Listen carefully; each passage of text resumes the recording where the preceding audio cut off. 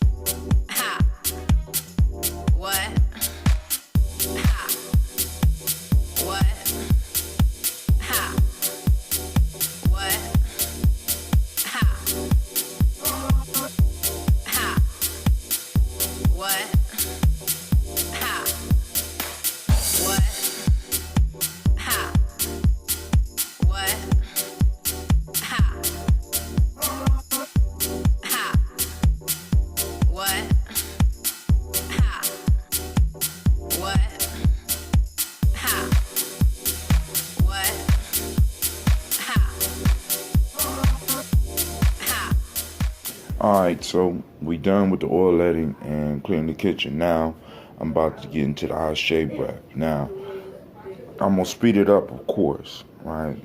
If you want to see the eye shave breath in full, subscribe or follow us on Facebook at Giami Journey, and I will gladly send you a video on how to do the eye shave breath, right? But you saw me doing some hand signs last time. They're very fast on here. If you pay attention, you see I do the hand signs. But the hand signs are things that help me with my meditation. They're symbols that help me with my meditations, and basically they are the hand signs for the 7 principles. I'm going to demonstrate for you real quick. Since this is Kuumba, so let me go on and demonstrate real quick for you, right? So, when I was young, I was really into ninjutsu. And, you know, all we could do is find the books. And I found one book, a set of books years ago where they had the hand signs. And you already know I don't have any problem with appropriating some shit. But anyway, the ninjutsu hand signals were used to put a ninja into, or at least it was said to put a ninja into a certain state because they had did so much meditation with this. So each hand symbol was an anchor that would lock the ninja in a mind state. So in my meditations, as I started growing up, I started using, especially after I got into my culture, I started using some of the stuff that I had ran into earlier to help me. So we have Umoja, Kujichagulia, Ujima, see that? Ujama, Nia, Kuumba, and Imani. Creativity, right? So basically that's what you're seeing. So now usually what happens is when I meditate, I run through all of them up to where I am today. Kuumba. Alright? So you'll see me 1, 2, 3, 4, 5, 6. Moja, Kuchagaleo, Ujima, Ujama, Nia, Kuumba, and Imani. Alright? So, just so I just wanted to explain that for you. So we're about to get into the Ashe breath.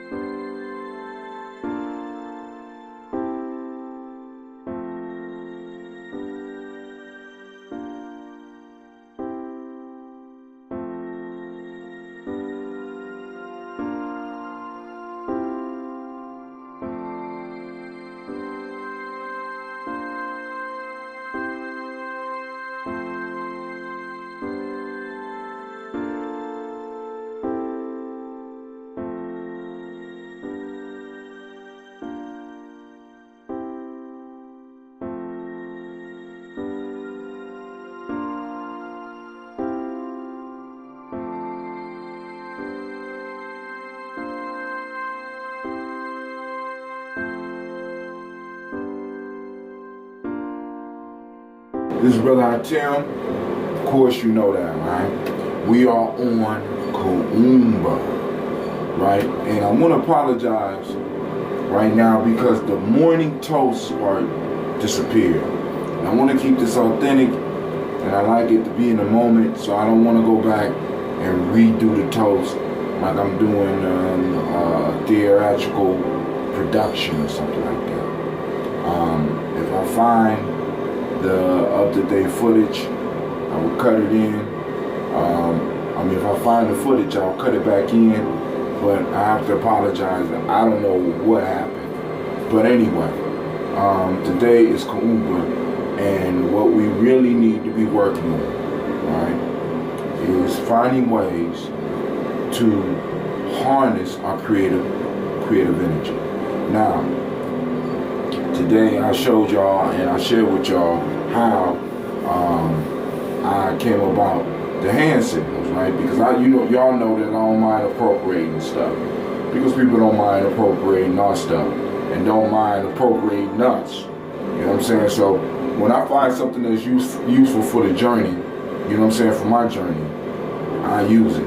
When I came into cultural awareness, I started looking at some of the keys that I was exploring in other cultures. And I said, I need to apply this to what I'm doing and what Giambi Journey is about.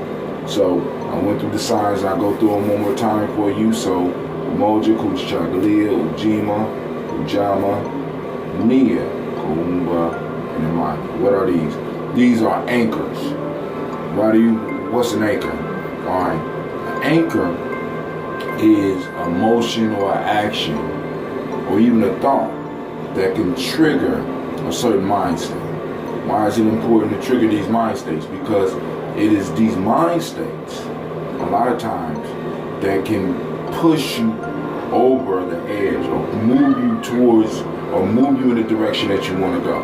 Now, you have positive anchors, you have negative anchors.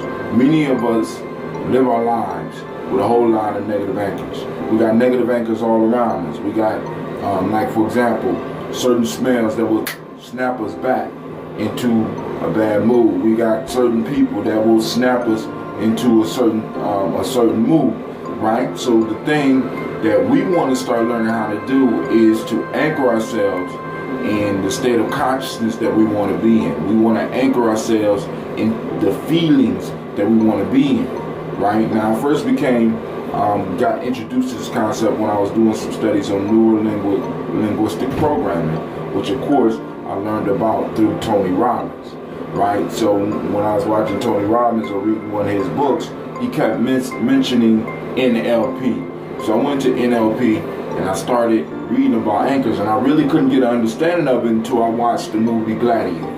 In the movie Gladiator, if you check out the scenes before he fight, every time before he fight, he bends down, he grabs some earth, he brings it up to his nose, then he rubs it in his hands, and then he grabs his sword. The grabbing the dirt, the whole motion of grabbing all that right before he grabbed his sword was an anchor. And I caught that. I said, damn, that's what they was talking about, right? So what I started developing, right, and even before Gladiator brought it all home, right? But when I saw Gladiator, I had a strong understanding of it. Anchors, it's called an anchor because when a ship drops anchor, it's so that the ship can stay in one position or close to one position, right? It's the same with our mind. We need to drop anchor. We need to drop anchor when we want to maintain a certain mind state, when we want to maintain a certain emotional condition. We have to learn how to create these anchors, right? And it's usually, it's not hard, but we have to, when we get into the emotional states that we want to be in, we have to go on and see them. See that? Right? You have to see them. It's mind state of Umoja, right? You got to seal it, right? Remind ourselves. Do little key things to remind ourselves. Do little motions that once we in a mindset that we want to be in, we could reproduce this motion. We could reproduce this thought that will lock us into it. And eventually, with us locking ourselves in that mind state, once we want to be in that mind state, all we have to do is go through that motion to put us in that mind state, right? You'd be surprised how easy it is and how easy you have. How can I put it? I ain't gonna even say easy. You have set up anchors in your life. Whether you consciously done it or unconsciously done it. One of the things we have to do is go back through our life. Find those unconscious anchors. And if they're not moving us toward where we want to be in our life, we need to go and eradicate them. Alright? And we need to start cementing those anchors that we want in our life. Right? Now, this is Brother Hot Tim. This is my thought on the day of. So, I'm saying peace. Thank you for watching. Thank you for subscribing. And more importantly, thank you for sharing. Alright? So, be on the lookout for my latest project, Freedom Within Limits. That's going to be coming out February 27th. You can support the journey, subscribe to our YouTube channel. You can like us on Facebook. You can follow us on Spreaker Radio, Giami Journey Radio, when we do our weekly podcast. And with that, I'm saying peace. Thank you. Thank you for watching the video. I want you to subscribe. Click the bird right there, the fiery bird. And I also have a special video just for you, right there. And for those that want more information about Giami Journey, go to our site. It should be right about there. Peace.